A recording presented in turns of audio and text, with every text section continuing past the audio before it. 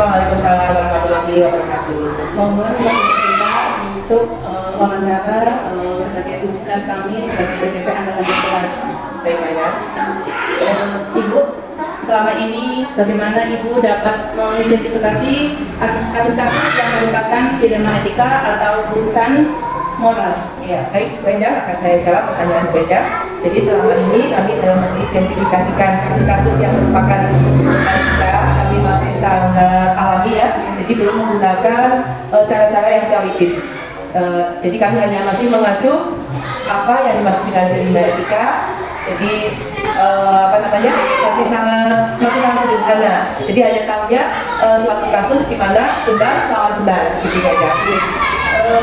Selama ini bagaimana Ibu menjalankan pengambilan keputusan di sekolah, terutama untuk kasus-kasus di mana ada dua kepentingan yang sama-sama benar atau sama-sama mengandung nilai kebajikan Ibu? Ya, baik Bu Endang, akan saya jawab. Jadi kami dalam mengambil keputusan yang mengandung dilema etika, kami mengambil keputusannya secara spontan dan tentunya kami analisis, kemudian kami musyawarahkan dengan stakeholder yang ada, ya agar keputusannya nanti bisa mendapatkan keputusan yang baik. Tentunya kami menggunakan 9 langkah-langkah dalam mengambil keputusan. Demikian. Selanjutnya, menurut Ibu, langkah-langkah atau prosedur apa yang biasa dilakukan selama ini? Kami dalam menggunakan 9 langkah sebagai berikut. Yang pertama itu mengenali dulu nilai-nilai yang saling bertentangan. Itu langkah yang pertama. Kemudian langkah yang kedua, menentukan siapa yang terlibat dalam situasi tersebut. Dilanjut, langkah yang ketiga, mengumpulkan fakta-fakta yang relevan. Yang keempat, kemudian pengujian benar atau salah. Dan dilanjutkan dengan yang kelima, pengujian paradigma benar lawan benar. Kemudian yang keenam, melakukan prinsip resolusi. Dan yang ketujuh, investigasi opsi trilema. Yang kedelapan, membuat keputusan. Dan yang kesembilan, kita lihat lagi keputusannya, kemudian kita refleksikan lagi. Demikian Bu. Terus hal-hal apa saja yang selama ini Ibu lakukan yang Ibu anggap efektif dalam pengambilan keputusan pada kasus-kasus dilema etika? Baik Bu Endang, jadi menurut saya yang merupakan hal yang efektif dalam pengambilan langkah-langkah dilema etika, yang pertama ya kita mengumpulkan informasi dulu yang relevan, kemudian masukan-masukan dari stakeholder juga, kemudian kita kumpulkan juga bukti-bukti yang kuat ya, jadi agar nanti dalam pengambilan keputusannya itu kita tidak gegabah dan bisa menghasilkan keputusan yang bijaksana. Demikian. Hal-hal apa saja yang selama ini merupakan tantangan dalam pengambilan keputusan pada kasus-kasus dilema etika Ibu? Ya, sudah kita ketahui bersama bahwa yang namanya kasus dilema etika itu kan kasus yang sangat sulit ya dalam menentukan keputusannya. Maka dari itu banyak sekali tantangannya. Tantangan yang pertama biasanya akan dihadapi adalah adanya perbedaan cara pandang. Cara pandang dari setiap individu itu pasti berbeda-beda. Kemudian pertentangan antara cinta kasih, toleransi ini pasti ada. Dan yang berikutnya, tantangan berikutnya itu kesulitan kami dalam mengubah cara pandang tentang dilema etika itu. Jadi masih sulit ya orang untuk bisa menerimanya. Dan kasus dilema etika ini merupakan kasus sulit, dan biasanya yang paling sulit itu pada saat kita menentukan anak naik kelas atau tidak, atau anak lulus atau tidak. Demikian Brenda. Selanjutnya, apakah Ibu memiliki sebuah tata cara atau jadwal tertentu misalnya dalam sebuah penyelesaian kasus dilema etika?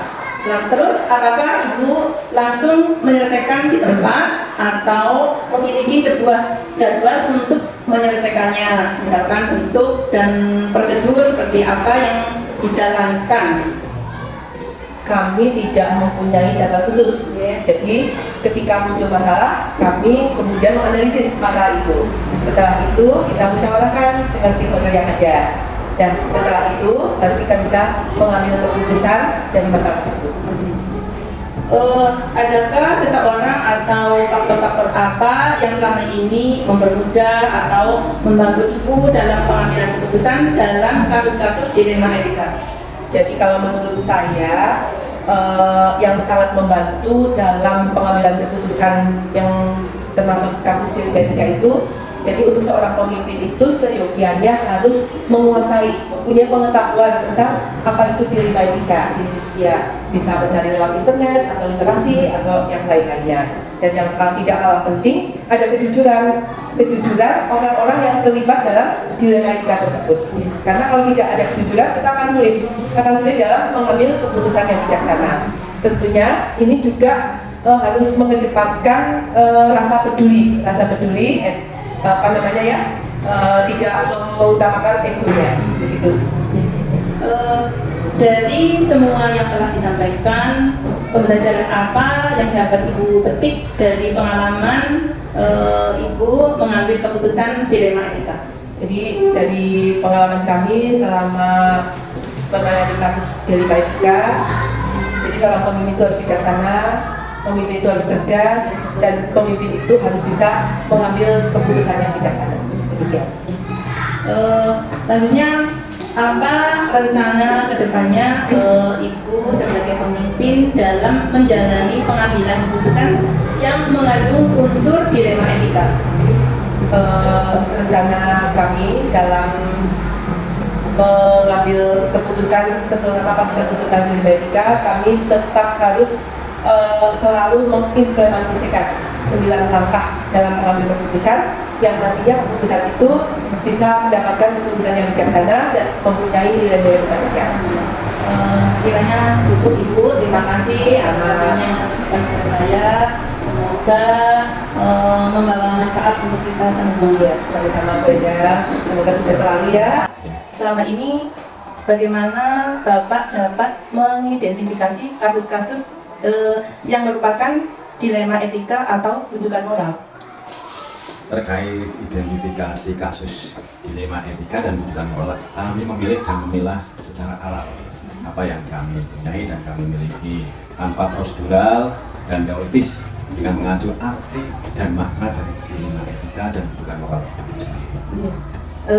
Terus selama ini bagaimana Bapak menjalankan pengambilan keputusan di sekolah, terutama untuk kasus-kasus di mana ada dua kepentingan yang sama-sama benar atau sama-sama mengandung nilai kebajikan, Bapak? Ya, dalam hal ini saya melakukan sesuai prosedur dan teoritis. Saya mengacu pada 9 langkah pengambilan keputusan. Yeah.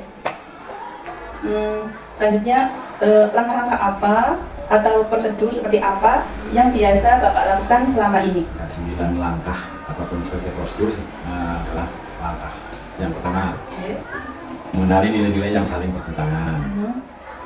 2, menentukan siapa yang terlibat dalam situasi ini. 3, mengumpulkan fakta-fakta yang relevan dengan situasi ini. 4, pengujian benar atau salah. 5, pengujian paradigma benar lawan benar. 6, melakukan prinsip resolusi. 7, investigasi opsi trilema.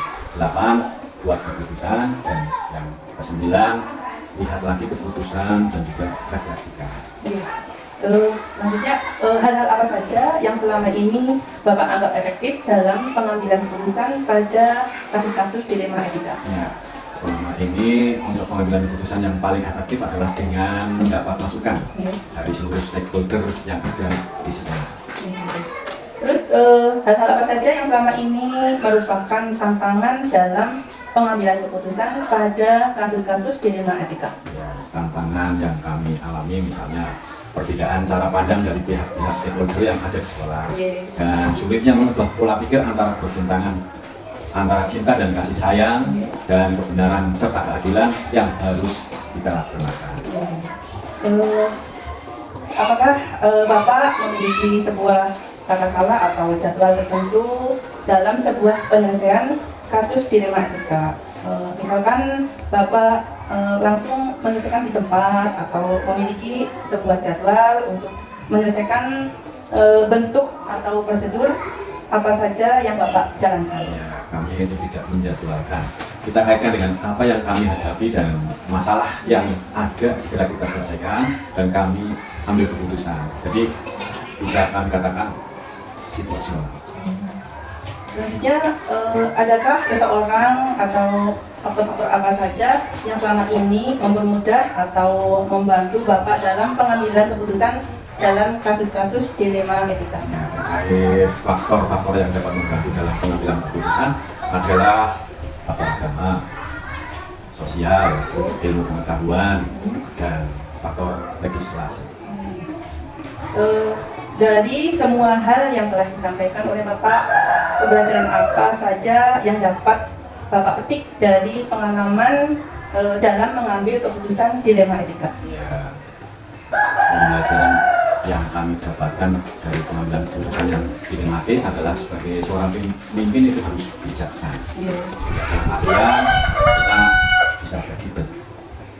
Berkaitan dengan ini juga untuk para guru harus bijak dalam mengambil keputusan terkait dengan pembelajaran dan dalam menghadapi kasus atau permasalahan yang dihadapi.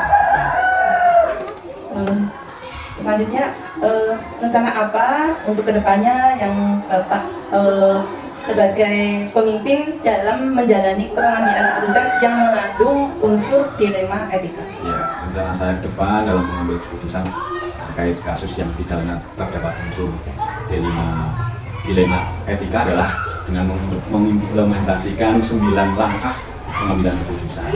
Ini saya lakukan agar keputusan yang saya ambil adalah keputusan yang bijaksana dan tetap mempunyai nilai-nilai kebajikan. Terima kasih Bapak, saya ucapkan atas waktu dan jawaban yang telah Bapak berikan pada saya. Semoga bermanfaat untuk Bapak dan untuk saya, dan saya sudah bukti mengerjakan tugas modul 3.1.